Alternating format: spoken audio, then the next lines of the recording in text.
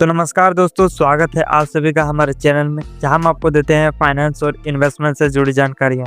तो दोस्तों, मैं आज एक ऐसे टॉपिक के बारे में बात करूंगा जो कि बहुत लोगों का ये सपना होता है कि यार कौन से स्टॉक्स में मैं इन्वेस्ट करूं, कैसे करूं, क्या करूं कि मेरा आने वाले पैसे जो कि मेरे पैसे रहेंगे वो ग्रो करके देंगे।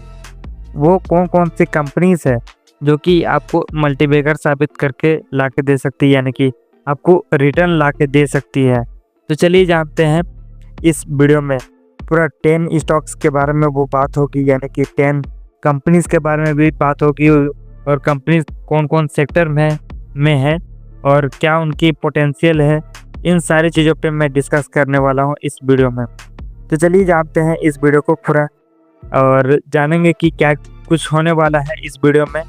तो चलिए जानते हैं। तो दोस्तों, मैंने हाल फिलहाल में अभी रिसर्च कर रहा था कि कौन कौन से वो कंपनीज है जो कि आने वाले दिनों में मल्टीबैगर आपको लाके यानी कि रिटर्न लाके दे सकते हैं। तो मैं ऐसे 10 स्टॉक्स के बारे में लेकर आया हूँ जो कि बहुत अच्छा खासा रिटर्न लाके दिए हैं पिछले 5 या 10 सालों के भीतर, जो कि बहुत अच्छे खासे आपको रिटर्न लाके दे सकते हैं।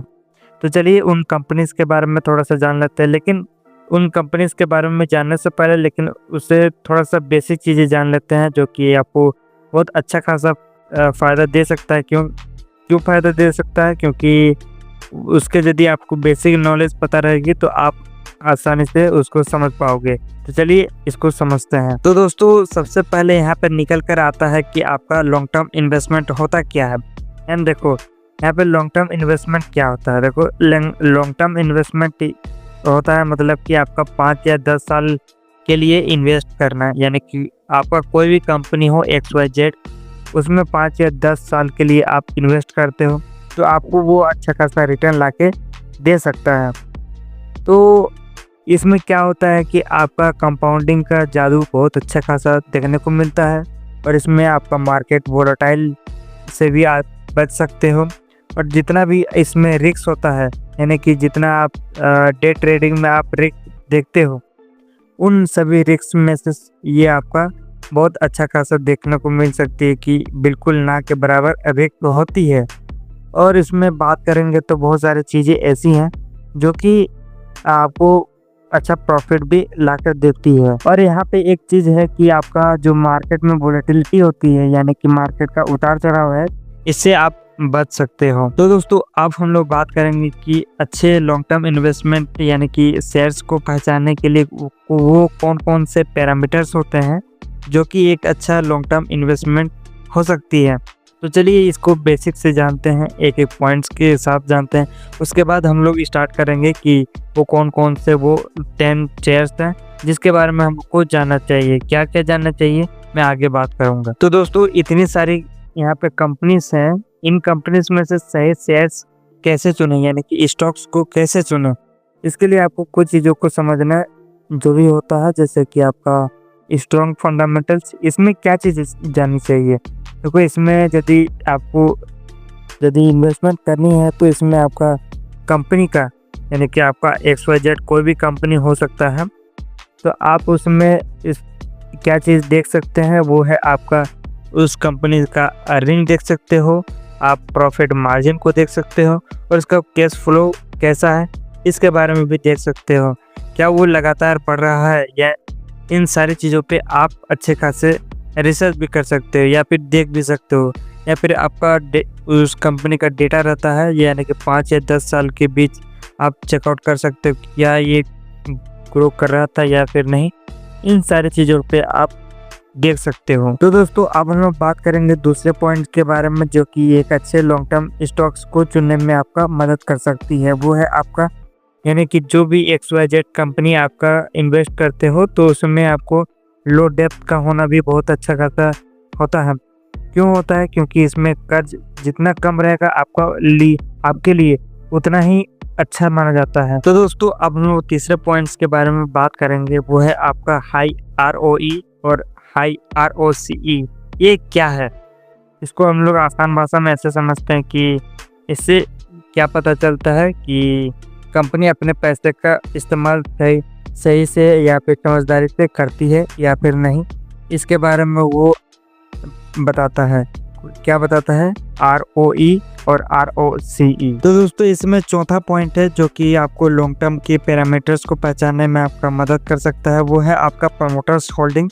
इसका मतलब क्या होता है कि कोई भी कंपनी होता है आपका, यदि XYZ कोई भी कंपनी है, यानी कि उस कंपनी का मालिक जो रहता है, तो अपना कंपनी का मालिक अधिक शेयर होल्ड करता है, तो जान लीजिए कि वो बहुत अच्छा रहता है, यानी कि वो ग्रोथ का साइन हो सकता है। क्यों हो सकता है? क्योंकि वो अच्छा खासा वो ग्रोथ के लिए इन्वेस्ट करता है अपने कंपनी पे। तो दोस्तों इसमें पांचवा पॉइंट आता है जो कि आपका लॉन्ग टर्म के पैरामीटर्स हो सकते हैं, जिसमें कि आपका फ्यूचर ग्रोथ अपॉर्चुनिटी आती है।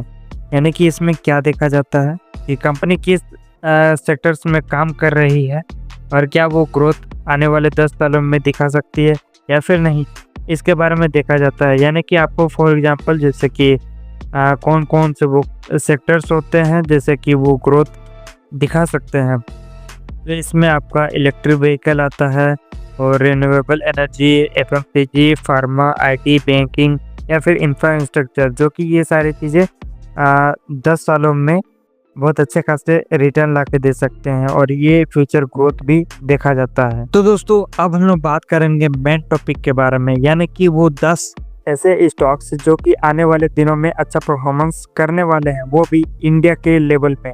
तो चलिए वो कौन कौन से स्टॉक्स है, कौन कौन से शेयर्स हैं, इसके बारे में जानते हैं, और कौन कौन सी कंपनी से और कौन कौन से वो सेक्टर्स हैं, इसके बारे में पूरा डिटेल से चर्चा करते हैं। तो चलिए जानते हैं। तो दोस्तों अब हम लोग बात करेंगे सबसे पहला स्टॉक्स के बारे में, यानी कि वो है आपका HDFC बैंक लिमिटेड के बारे में। यानी कि ये सेक्टर है आपका बैंकिंग एंड फाइनेंस सेक्टर की, और ये स्ट्रॉन्ग क्यों माना जाता है? क्योंकि ये भारत में सबसे बड़ा प्राइवेट बैंक में से एक माना जाता है, क्योंकि ये लगातार स्टेबल ग्रोथ दिखा रहा है। और इसमें इसके डाटा पॉइंट्स के बारे में बात करेंगे तो इसका प्रॉफिट जो CAGR है वो 15% प्लस है, और इसका NPA भी बहुत अच्छा है। और इसका फ्यूचर पोटेंशियल की बात करेंगे तो ये डिजिटल बैंकिंग और लोन सेगमेंट में बहुत अच्छा खासा ग्रोथ दिखा रही है। और इसमें आपको क्या रीज़न हो सकता है कि वो आप होल्ड करके रख सकते हो, वो है आपका इसमें कंसिस्टेंट कंपाउंडिंग देता है, यानी कि हमेशा अच्छा खासा कंपाउंडिंग देखने को मिलता है। तो दोस्तों अब हम लोग बात करेंगे इन्फोसिस लिमिटेड के बारे में, यानी कि ये सेक्टर आपका आ जाता है IT सर्विसेज देने वाली सेक्टर है, और ये स्ट्रॉन्ग क्यों माना जाता है? क्योंकि इसका ग्लोबल प्रेजेंस है और हाई प्रॉफिट देता है और हाई मार्जिन भी देता है। और इसका डाटा पॉइंट्स के बारे में बात करेंगे तो इसका ROE 30% है। इसका जो कर्जा है, इसके ऊपर जो कर्जा है यानी कि डेप्थ है, ये 0 है। और इसका जो क्लाइंट बेस है बहुत ही स्ट्रॉन्ग है। और इसके फ्यूचर पोटेंशियल की बात करेंगे, यानी कि ये फ्यूचर में क्या कर सकती है, तो ये क्या कर सकती है कि ये AI और ऑटोमेशन में बहुत अच्छा खासा काम कर रही है, यानी कि ये फ्यूचर में ग्रोथ दिखा सकती है। और आपको क्या लगता है कि मैं इसको होल्ड करके रख सकता हूँ? तो इसमें क्या बहुत सारे फीचर्स है, जैसे कि लॉन्ग टर्म इन्वेस्टमेंट में ये लीडर माना जाता है, इसलिए ये आप इसको होल्ड करके रख सकते हो। तो दोस्तों अब हम लोग बात करेंगे तीसरे कंपनी के बारे में, वो है आपका लॉसन एंड टूडो कंपनी के बारे में। ये अधिकतर सेक्टर्स में काम करती है, वो आपका आ जाता है इंफ्रास्ट्रक्चर और इंजीनियरिंग सेक्टर्स में काम करती है अधिकतर। और ये स्ट्रॉन्ग क्यों माना जाता है? क्योंकि इसमें गवर्नमेंट्स प्रोजेक्ट्स रहती है, उन सारी चीज़ों पे काम करती है, डिफेंस में काम करती है, और एनर्जी में ये एक्सपेंशन कर रही है, यानी कि ये फैल रही है एनर्जी में। तो इसमें डाटा पॉइंट्स के बारे में बात करेंगे तो इसकी जो रेवेन्यू है लगातार बढ़ रही है। और इसके फ्यूचर पोटेंशियल की बात करेंगे तो जैसे जैसे इंडिया ग्रोथ कर रही है, इसका फ्यूचर भी अच्छे खासे ग्रोथ में चलेगी, क्योंकि इसमें जितने भी प्रोजेक्ट्स हैं वो भी गवर्नमेंट ही इसको अप्लाई करती है।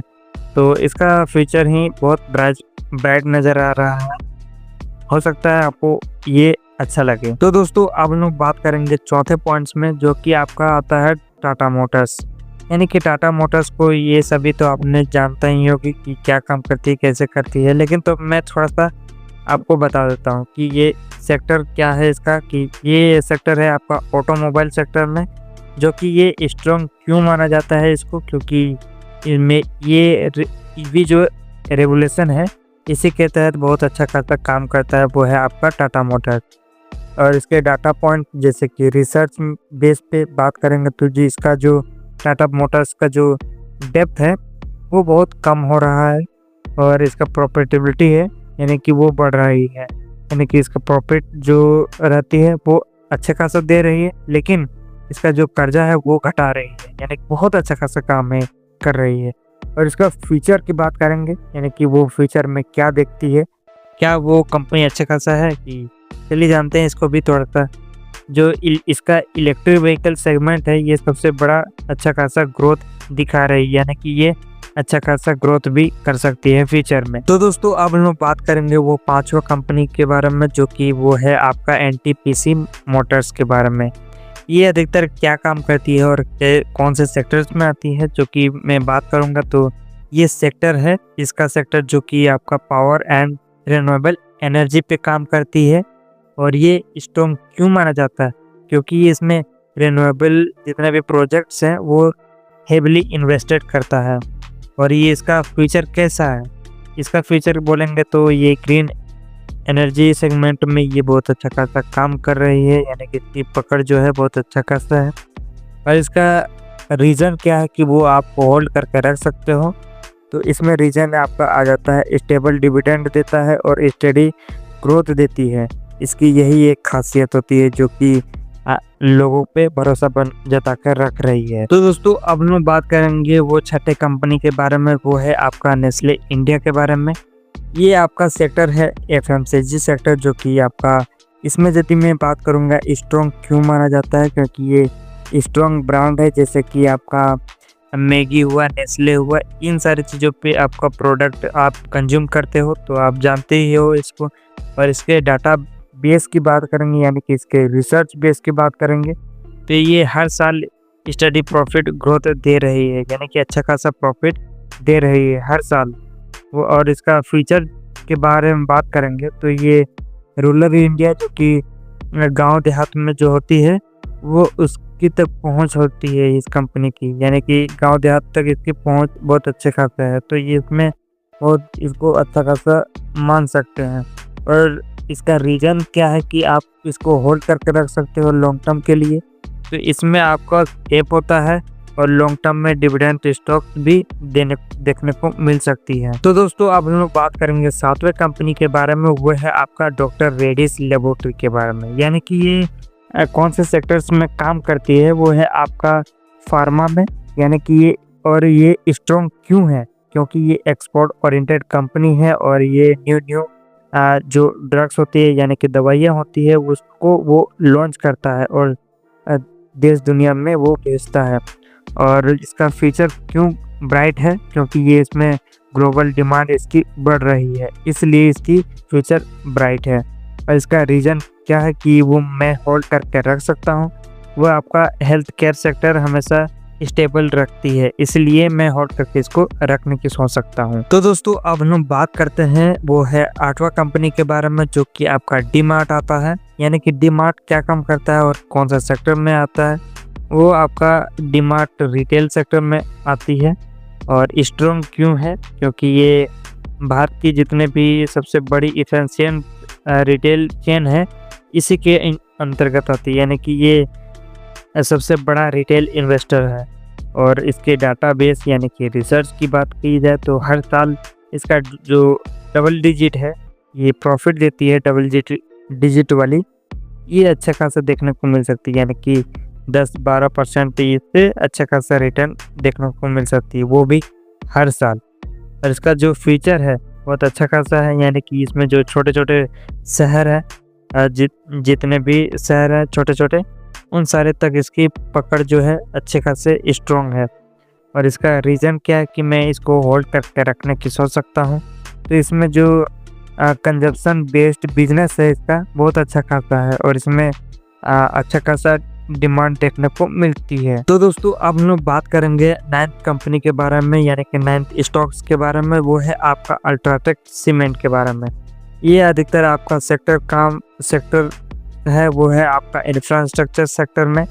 और ये स्ट्रॉन्ग क्यों है? क्योंकि ये इंडिया की लार्जेस्ट सीमेंट कंपनी में से एक माना जाता है, जो कि बहुत अच्छा खासा रिटर्न देखने को मिलती है इसमें। और इसका फ्यूचर जो है ये हाउस और इंफ्रास्ट्रक्चर में तेज़ी से ग्रोथ दिखा रही है। और इसमें रीज़न क्या है कि मैं इसको होल्ड कर रख सकता हूँ, वो है आपका इकोनॉमी के साथ ये ग्रो करती है। तो दोस्तों अब हम लोग 10th कंपनी के बारे में बात करेंगे, यानी कि 10th स्टॉक्स के बारे में बात करेंगे। वो है आपका ICICI बैंक लिमिटेड के बारे में।